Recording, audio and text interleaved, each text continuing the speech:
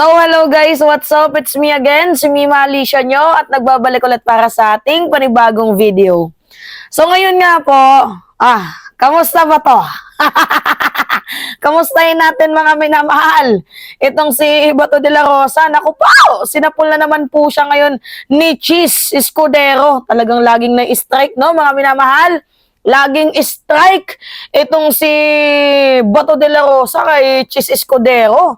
Talagang sinupalpal na naman po, mga minamahal.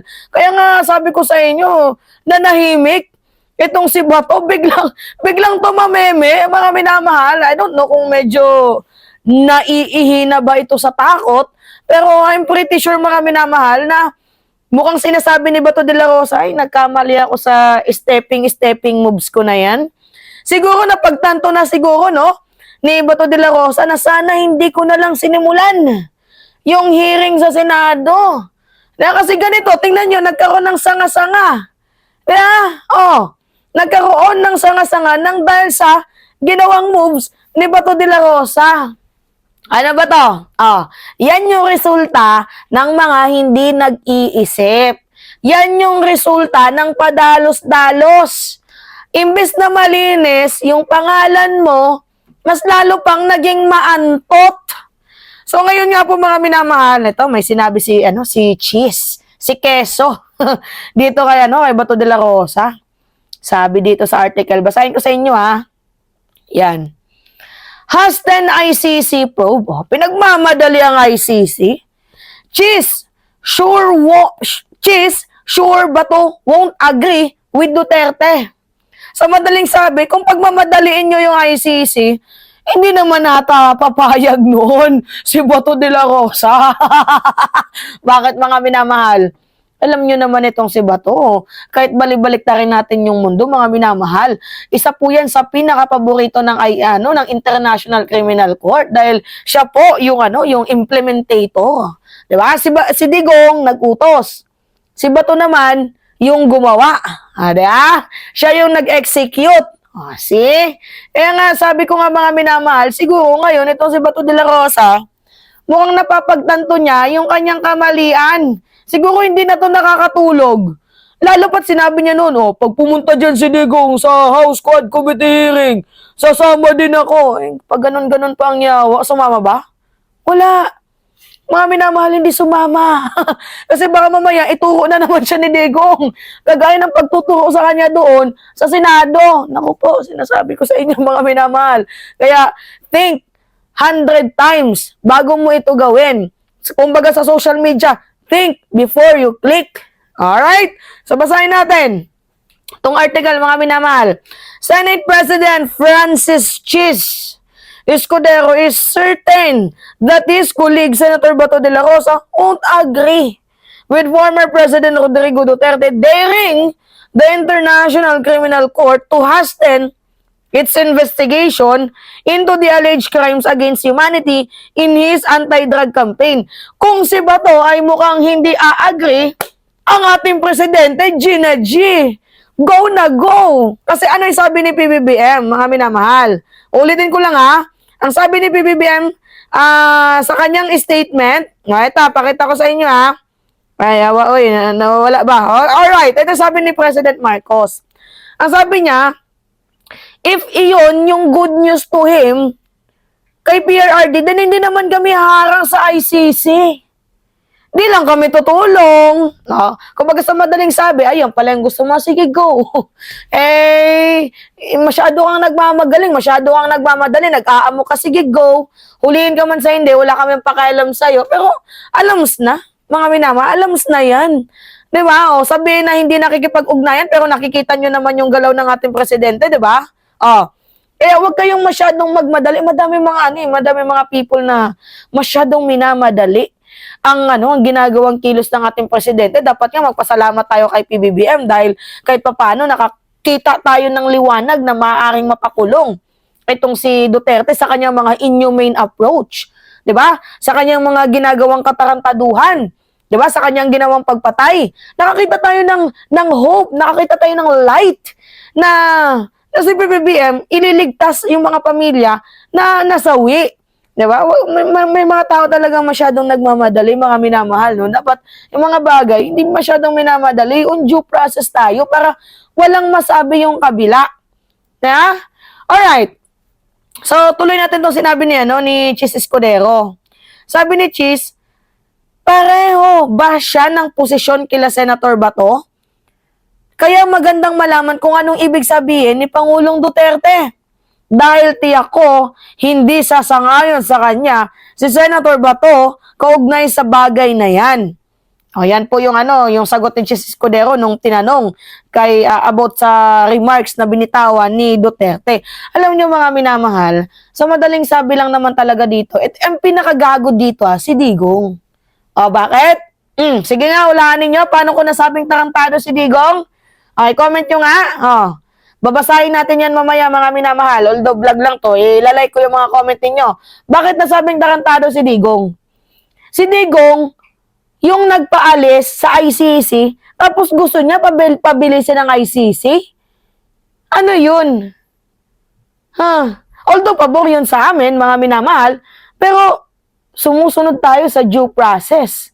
Pero mga minamahal, napapansin ninyo na kung if you will connect the dots, yung binitawang statement din ng DOJ, bumubuo ng task force, siguro yun na din ata yung naging mitya mga minamahal kung kaya't mukhang pinapamadali na din ni Digong. Kasi parang ayaw niya mapahiya gusto niya magmukhang matapang. Pero tingnan nyo you remember mga minamahal, did you remember yung sinabi ni Digong noon kay, kay Harry Roque? Oy Roque, madaming mga dito, mukhang huhulihin ako. 'Di ba? Mukhang natatakot siya si Roque imbes na bigyan ng maayos na itong si Digong, komprontahin or kung ano pa man na mapanatag ang loob. Ang ginawa, nag-vlog. Na may huli daw kay former President Duterte. Eh di ano yung nangyari? Nagkagulo-gulo sila. Pinagtakpan ni Panelo yun. Hindi daw yung totoo na tumawag si former President Duterte dito kay Harry Roque. Diba? So, sa naging call ni former President Duterte dito kay Harry Roque, doon natin nalaman, mga minamahal, natakot talaga si Digong. Yung kilos niya na yan, mga minamahal, pakitang tao lang yan. Gustahan tayo?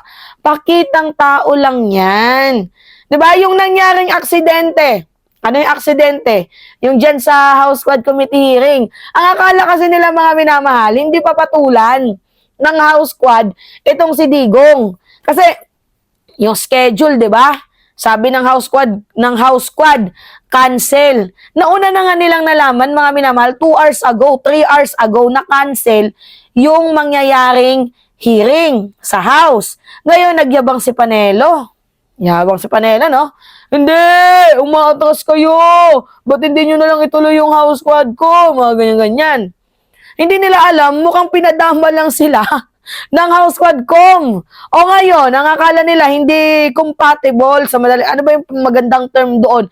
Ang akala nila walang lakas. 'Di ba? Itong House Quad Committee na magsagawa agad ng hearing kahit kinansel na. Tingnan nyo kasi ganito naman, bakit ba kinansel yon? Sige nga, comment nga ninyo ulit. Sige, question and answer tayo. Bakit? Bakit kinansel? Alam ko may magko-comment dyan sa inyo. Ang tamang sagot dyan, may mga pamilya pa kasi mga minamahal na ini-screening nila. No, hindi pa tapos yung mga pamilya na magsasalita. Pero may mga pamilyang na-interview na, kaya kinancel. Etong si Digong masyadong nagmamadali. Although alam na nila yung schedule na cancel, mga palusot na lang nila yan para magmukha silang matapang. Alright, ngayon, ang Congress, ang akala nila, hindi malakas. 'Di ba? Ang akala nila ang Congress mga minamahal, tawag dito, moro-moro lang. So madaling sabi, parang wala to. Paglaruan na lang natin. Ngayon, sino yung nakadama dito? Yung Congress. Kasi sila yung nagdrama na, tatakot-takot pala kayo eh. 'Di ba? Tapos nung nalaman nila mga minamahal na tuloy pala, late pa si Digong. Ano yun? 'Di ba? Alright, tuloy tayo sa sinasabi natin dito kay Chis. Medyo napalayo na tayo, no? Minamahal, maganda-ganda din naman kasi itong napag-usapan natin, no? Sabi dito, the ICC has already reopened its investigation into the matter. Is unclear to Escudero how Duterte call would be operationalized after Duterte withdrew from the Rome Statute, the treaty establishing the ICC in 2018. Kumbaga sa madaling sabi, ito si Digong bullshit talaga eh, no? Bakit naging bullshit?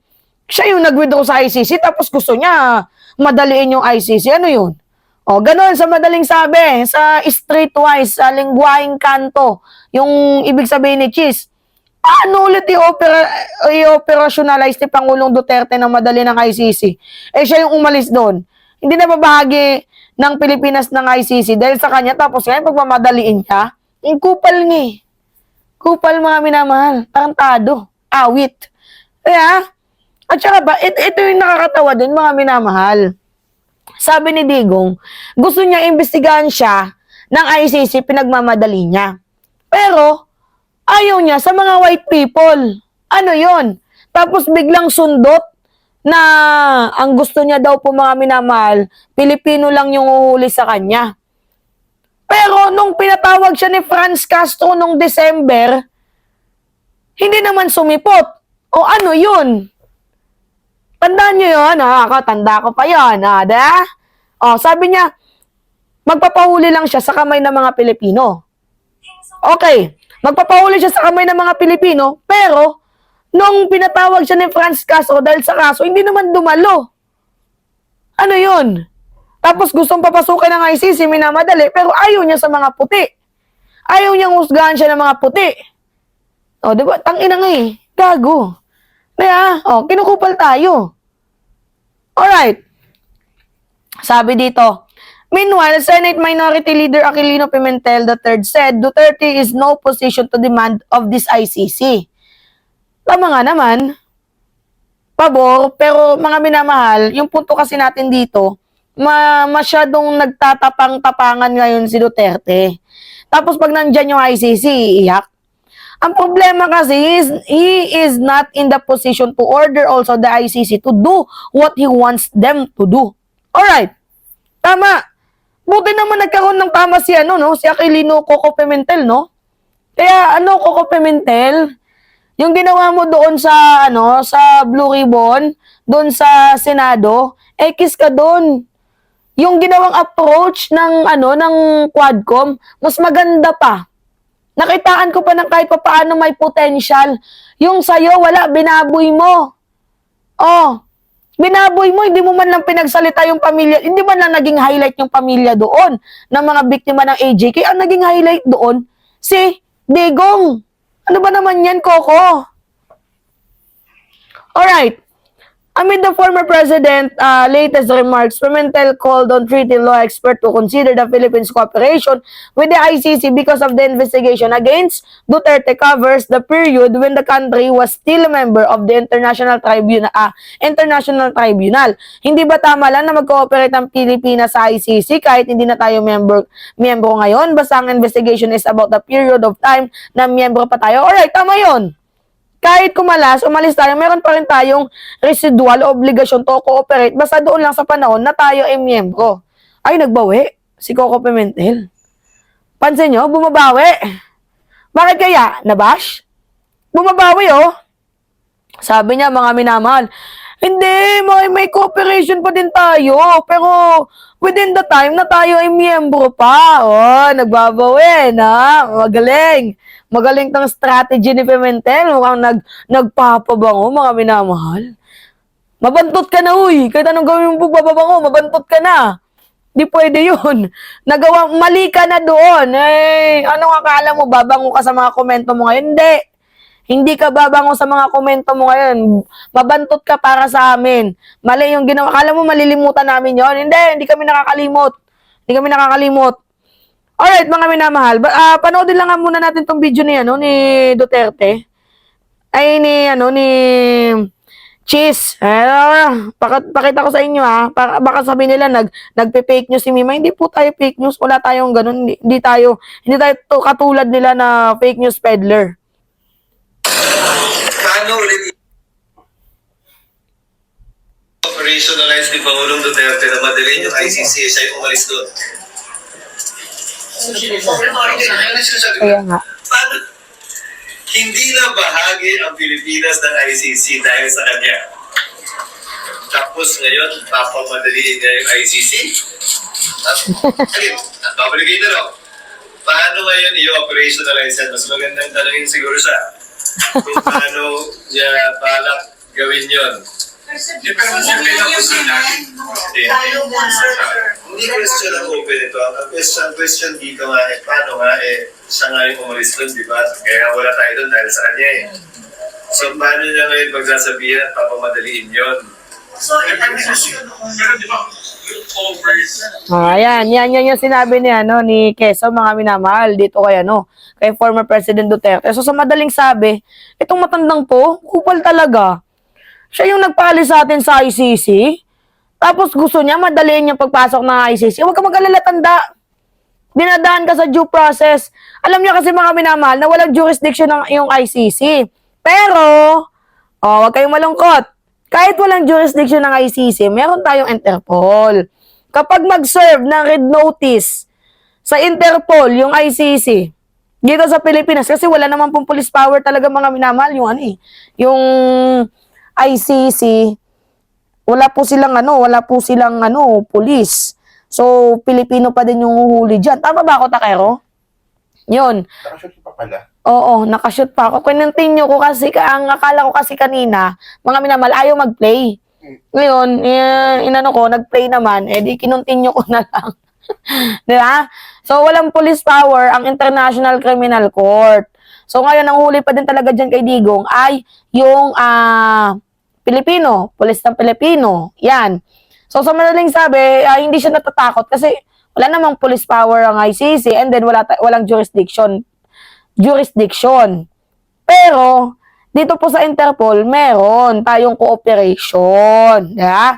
So, sa madaling sabi, wala pa din takas dyan si Digong. Hindi pwede yung kakalmot lang tayo sa Interpol. Papahuli natin si Alice Go. Papahuli natin si Arnie Tevez. Tapos pag tayo naman pag tayo ang hininga ng tulong ng Interpol, hindi tayo makikipag-cooperate, hindi papayagin ang Interpol noon, mga minamahal. And also, masisira yung imahe ng Pilipinas dyan. Di ba? So, yun po. Ako, kawawa, tekwas, itong si Bato de la Rosa. Siguro, malaki na din natin yung problema ang kinakaharap ngayon ni Bato, no? So, yun po, mga minamahal. Alright, it's me again, si Mima Alicia nyo. At nagbabalik ulit para bago pa po ako magpaalam, nandito po ako sa Hong Kong. Yan. Nasa Hong Kong po ako. Last day na po namin ngayon. Bukas, kasi flight na namin. Mahal ko yung Hong Kong, babalikan ko to. Babalikan ko to pag may kasama na ako. Babalik ako dito sa Hong Kong kasi ito yung first country na napuntahan ko na talagang grabe, mga minamahal, yung experience. Sobrang sarap ng experience ko dito. Talagang babalik-balikan ko to. Alright, So it's me again, si Mima Alicia nyo, at nagbabalik ulit para sa ating panibagong video.